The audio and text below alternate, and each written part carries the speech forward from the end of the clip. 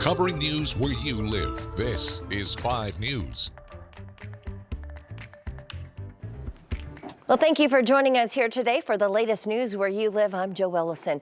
The state of Arkansas telling 5 News this morning that it will not pursue charges against the Mulberry police officer that was part of a violent arrest in mid-August. Remember, that video went viral. Special prosecuting attorney Emily Smith says Officer Thel Riddle will not face charges for the incident.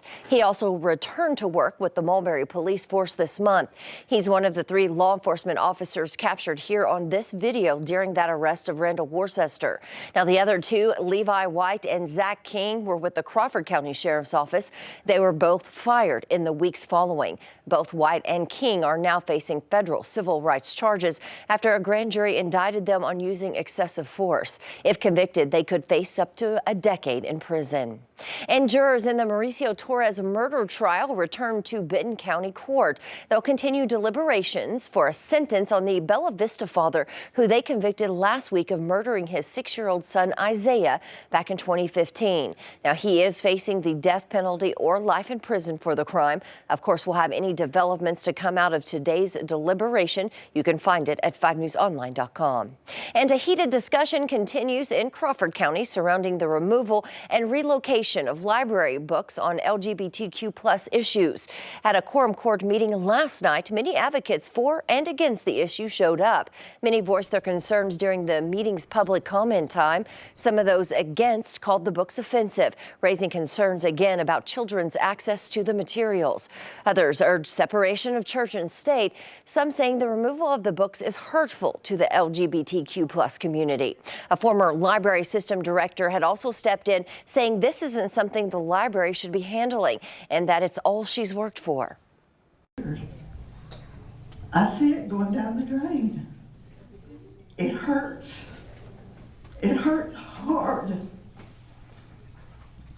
And it's not all your fault. It's some of y'all too.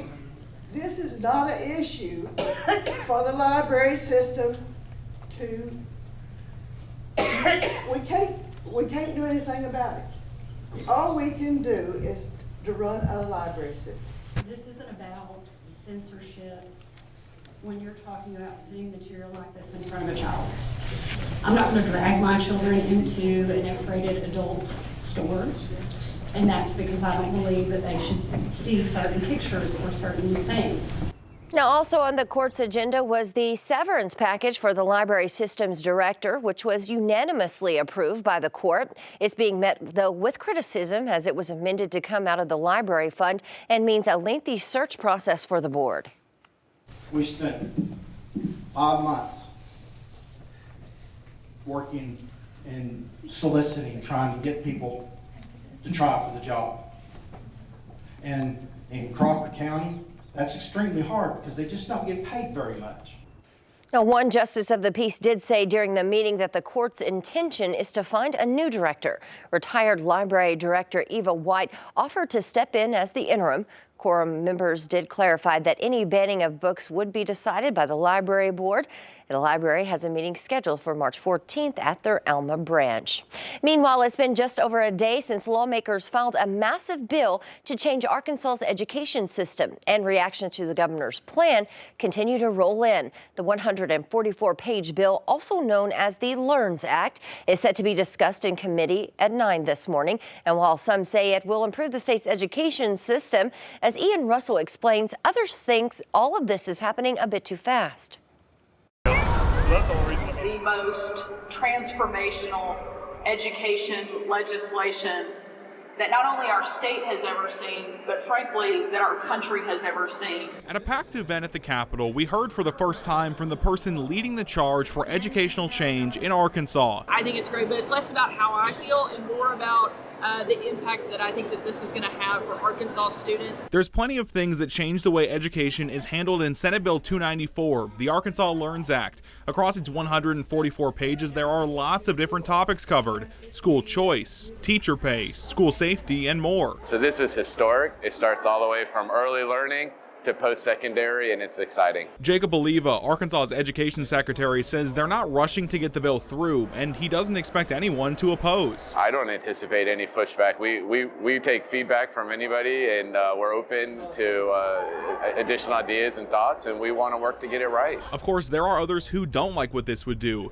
The Arkansas Democrats released a statement Tuesday afternoon saying in part, quote, "There is absolutely no reason this bill should not be presented, debated, considered, and voted on after a week or more of public review. To ram through a monster 144-page bill with an incredibly controversial voucher scheme at its core is just unconscionable." I don't understand why there would be any hesitance to allow people to read it, to vet it, to respond, especially with the magnitude of the bill itself. State Representative Vivian Flowers says she has problems with what's in the bill, but especially with the amount of time from filing to committee. Almost 150 pages, and people need time to read it, to digest it, to ask and answer questions. Concerns or not, the governor is looking ahead to that bill moving through the Senate and House and ending up on her desk.